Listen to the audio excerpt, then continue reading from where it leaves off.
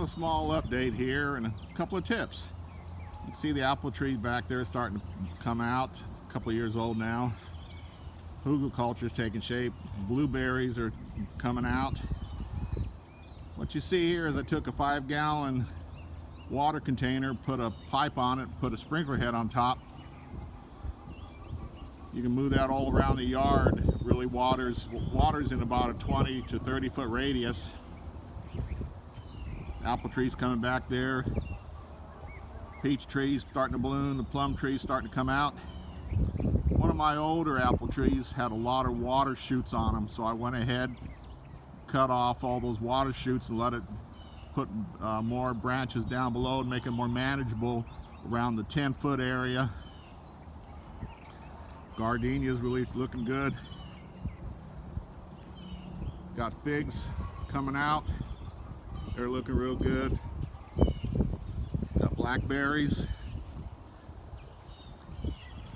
A lot of blueberry bushes planted in, smaller ones.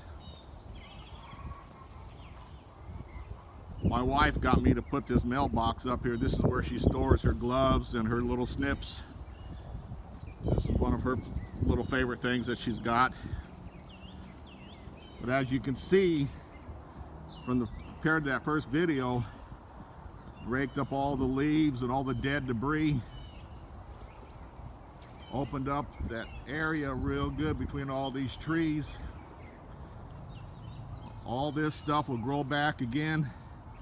This won't stay barren like that, not the way with everything. Nature takes over real quick. I'll be mowing this about another month or so.